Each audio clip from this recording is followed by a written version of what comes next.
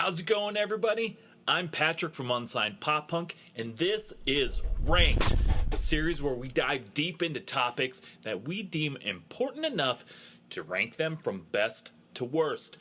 Today, we're going through Green Day's discography, excluding live albums, deluxe editions, and most compilations. Starting off at number 15, we have Father of All Motherfuckers. The best part of Father of All Motherfuckers is that it's only 26 minutes long.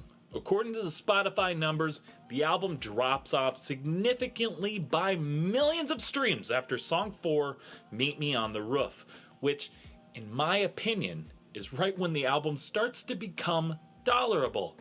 The most redeeming tracks on the album are Sugar Youth, Graffitia, and Stab You in the Heart. When this album first came out, I compared it to Metallica's Saint Anger. Like, this is something that should be apologized for. Now, my opinion has changed slightly after doing the re-listen for this album. The album's not as terrible as I first thought it was. Now, don't get me wrong, I still think it's a bad album.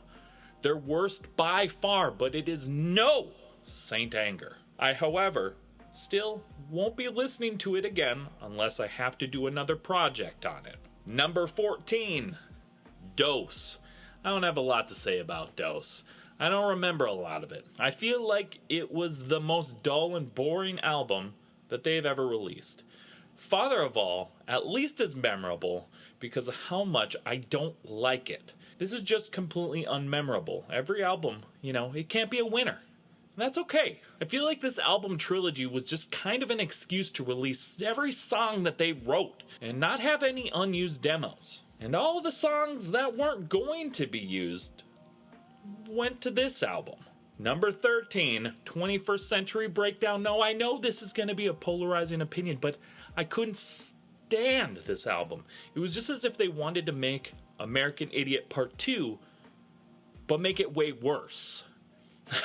If that was the case, they did it. It's another rock opera concept album, same as American Idiot. Now, the most redeeming song on the album, I think, is Know Your Enemy. I know that 21 Guns is the big hit off of the album. However, 21 Guns is probably my least favorite Green Day hit single ever. At a runtime of 70 minutes, I just really wanted it to end.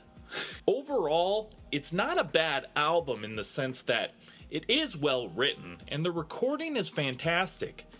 It's just not what I want when it comes to listening to Green Day. Number 12, Trey. I unexpectedly enjoyed this album. After Dose, I assumed this album was going to continue down that same pattern.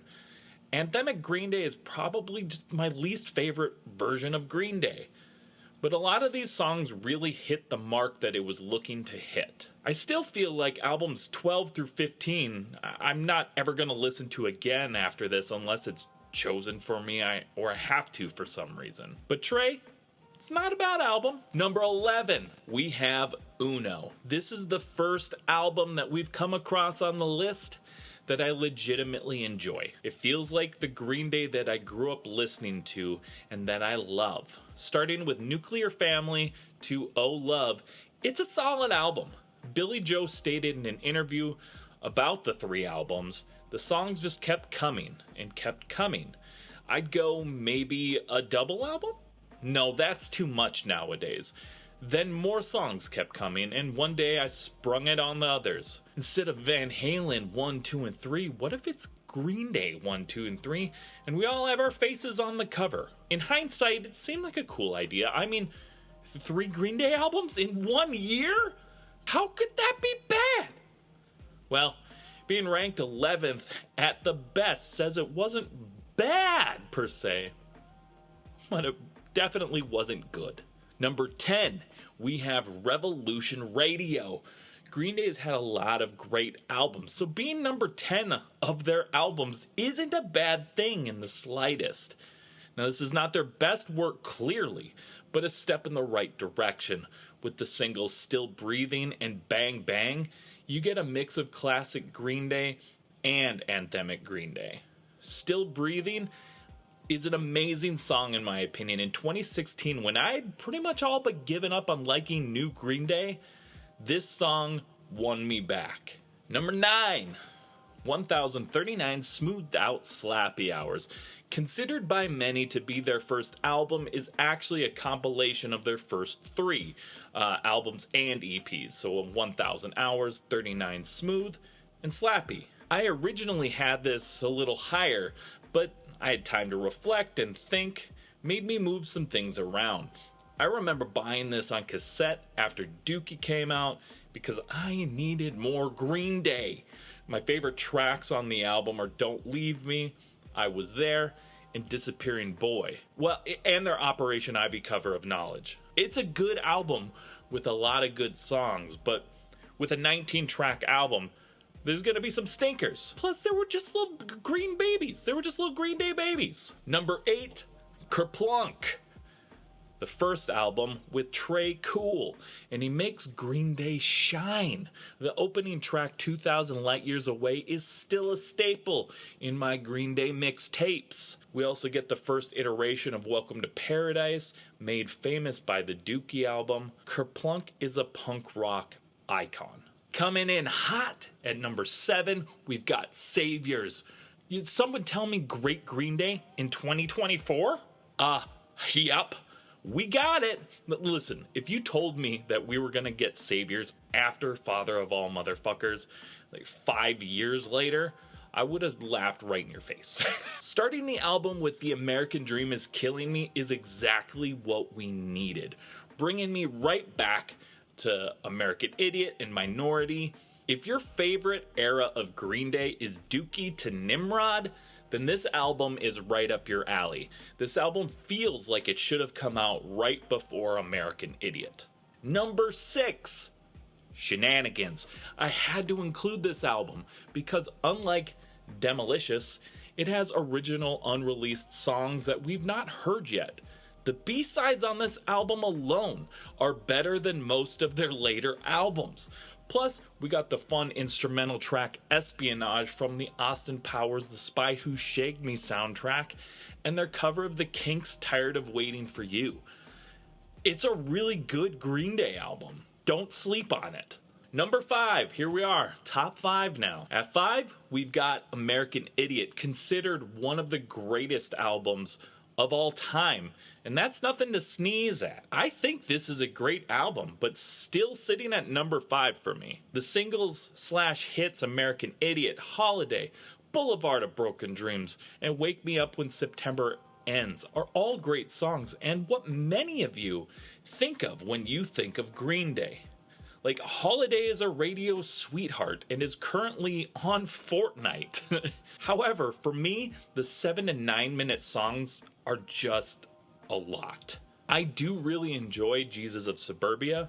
I would say that I prefer that to Holiday / Boulevard of Broken Dreams, but I have always been more of a punk rock roots Green Day fan compared to their more anthemic stadium rock sound, like I've said already in this video.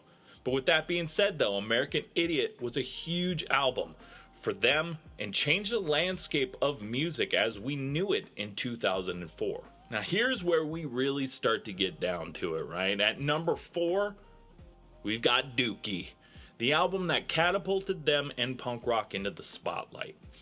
What is there to say that hasn't already been said about this album? It is pretty much a perfect album from start to finish.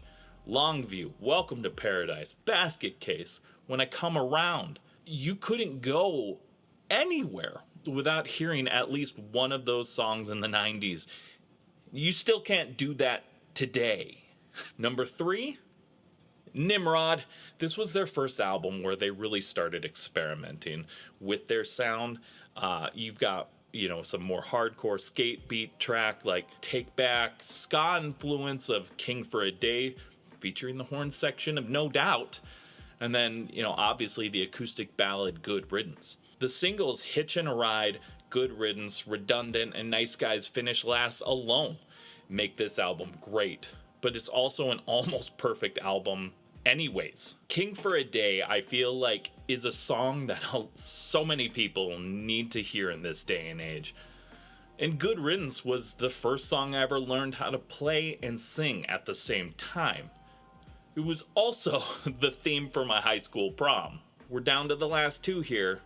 Number 2 is gonna be Warning, the album that they dove in head first with a stylistic change, starting the album off with an acoustic track, Warning. It was a really divisive record and took me a while to give it a chance, but once I did, I was hooked. It's been a power struggle for the top spot in their catalog ever since. This is a perfect album from start to finish to me.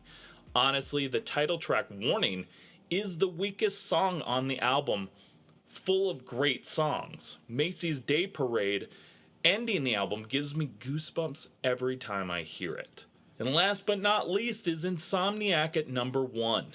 The album, I've said multiple times in other videos, is the one album that if I could only listen to one album for the rest of my life, it would be Insomniac. Insomniac is Green Day's Empire Strikes Back. It's darker, it's grittier, and it was exactly what I needed when it came out. And it has been what I have needed ever since.